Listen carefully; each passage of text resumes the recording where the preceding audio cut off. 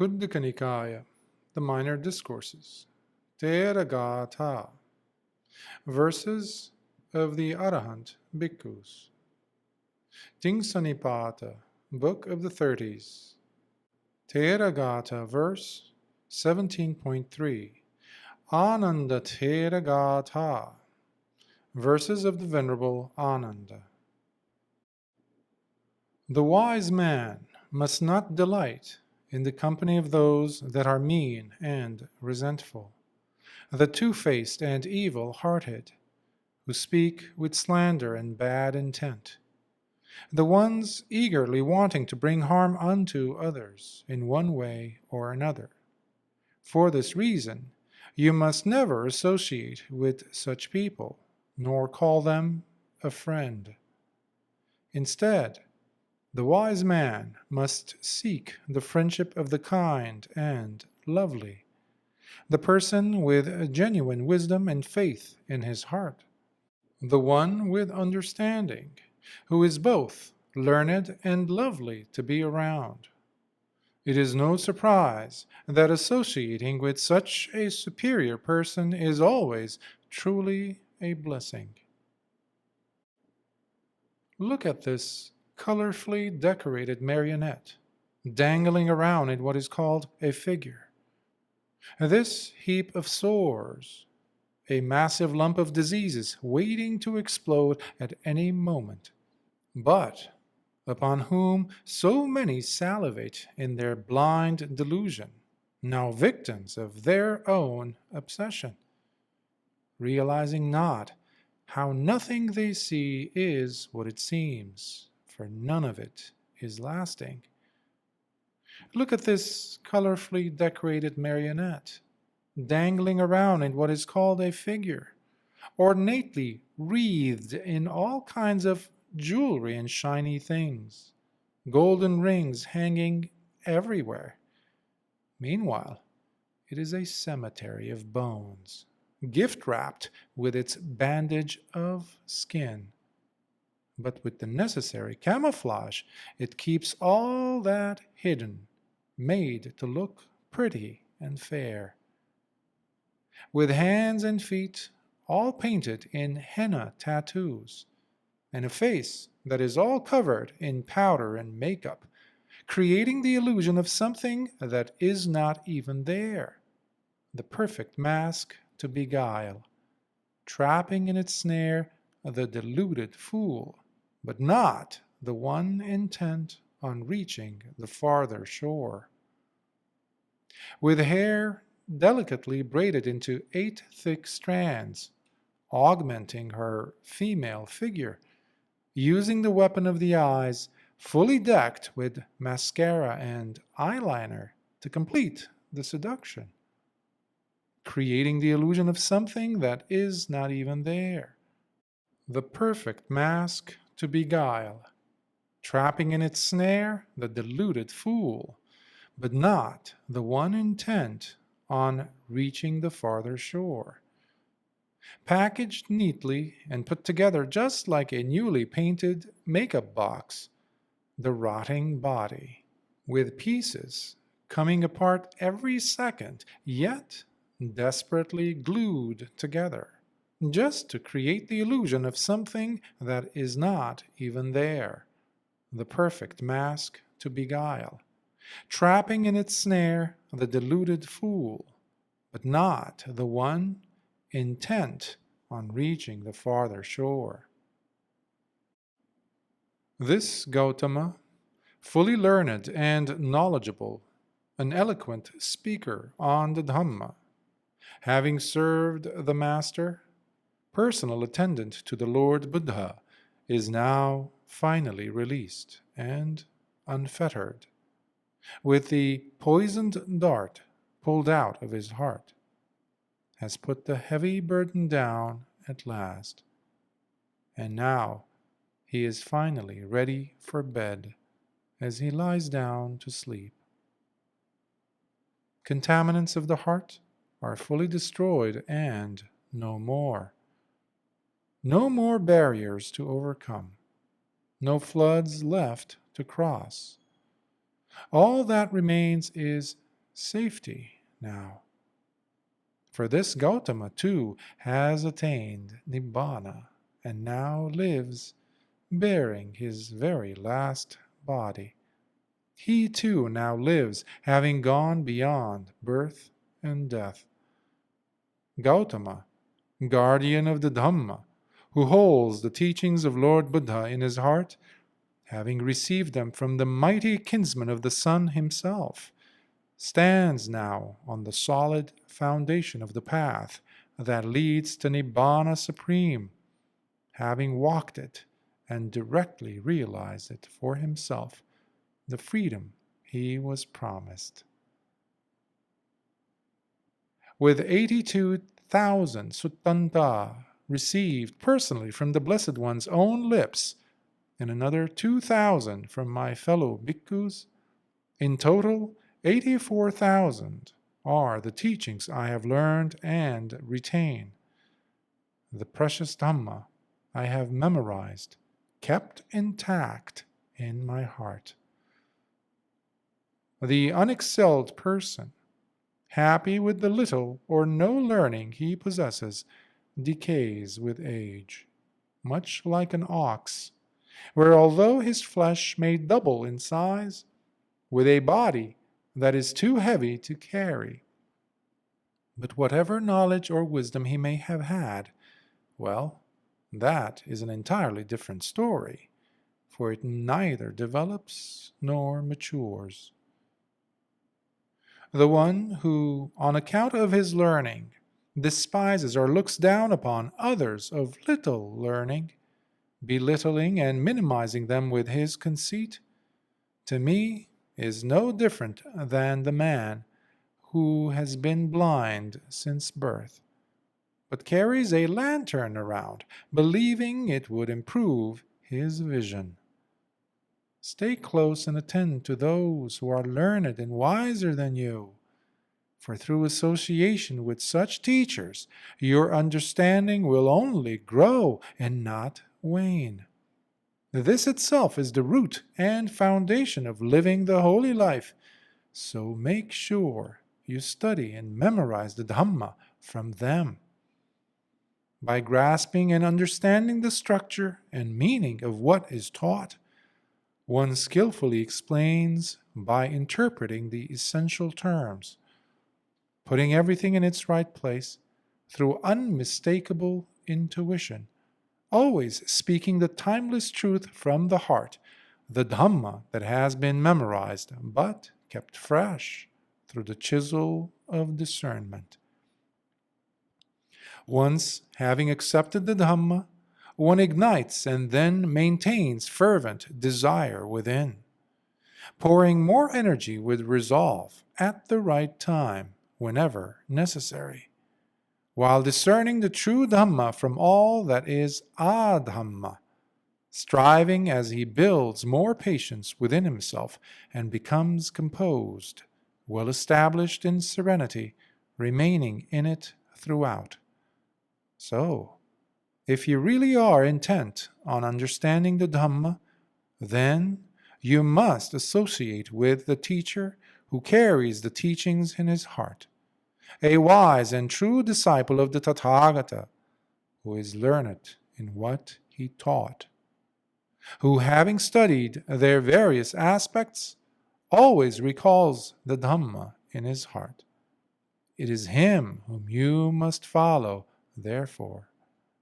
The bhikkhu who is learned, who studies and retains the Dhamma in his heart, is undeniably a steward of the great teacher's dispensation, wherever he may go. Thus, he indeed is an eye for the entire world to see with, deserving of respect wherever he goes, for he truly is one to be venerated and revered, with both palms pressed together at the heart. In this way, the one who, by studying the Dhamma, finds unending delight in the Dhamma, by reflecting on the Dhamma, he recollects the Dhamma non-stop, constantly walking with the Dhamma beating in his heart. There can be no decline or regression for him in what is true Dhamma. Lying there in your overfed body, craving the indulgence of being pampered in comfort. Meanwhile, the little time you have keeps running out, greedily lusting after the experience of physical pleasure and ease. How can you ever hope to find happiness while pretending to live the life of a recluse? I am all lost. Every direction seems vague and unclear. Suddenly, no Dhamma am I able to recollect, and nothing comes to mind. I feel I have lost the Dhamma in my heart. All the truths I was certain about, now there is nothing but confusion. Our dear spiritual friend is gone, and now no more, and all that is left is darkness all around. When your fellow companion in the holy life has died and gone, and when your teacher, too, passes away, never to be seen again, all that is left for you then is this very body that you still carry around with you. For there is no immediate and true friend like mindfulness aimed at the body. Now, the old ones, my dear friends, have all gone away. Meanwhile, I am still here, as I neither agree with nor enjoy the companionship of the new. So I huddle with myself today, meditating alone, just like a bird snuggled in its nest in the cold rain. Crowds of many visitors from various places have all arrived, and from far away, trying to get a glimpse of me for the very last time. So please do not block their view of the Tathagata they have come to see, and let the assembly of all those gathered here get their chance to see me one more time. Crowds of many visitors from various places have all arrived, and from far away indeed, trying to get a glimpse of the teacher for the very last time. The one with pure vision, even now, still grants them all the opportunity to behold him, not turning anyone away from seeing him for the very last time. In 25 years of being a noble disciple in training, I do not recall ever having a lustful or passionate thought arising in me. Behold, therefore, the power of the good Dhamma. In 25 years of being a noble disciple in training, I do not recall ever having an evil or hostile thought arising in me.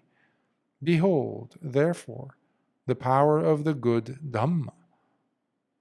For 25 years I have attended on the Blessed One, my teacher, serving him always with loving deeds in whichever way I could, always by his side, like a shadow that never leaves. For 25 years I have attended on the Blessed One, my teacher, serving him always with loving speech, always by his side, like a shadow that never leaves.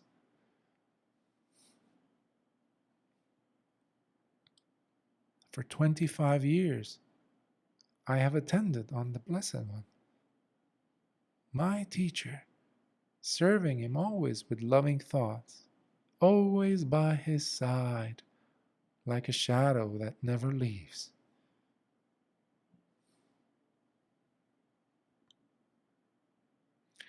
as the Lord Buddha would be doing his walking meditation, going back and forth. I was there with him, walking in meditation right behind him, as he tenderly kept teaching and instructing me the Dhamma. For which reason knowledge and understanding arose and has been growing in me ever since. But I am only a Seka who still has more work to do, with a mind that still needs to be perfected, for it has not yet reached its full maturity. And my loving teacher, who showed me nothing but sweet compassion throughout, is now gone and passed into final Nibbana.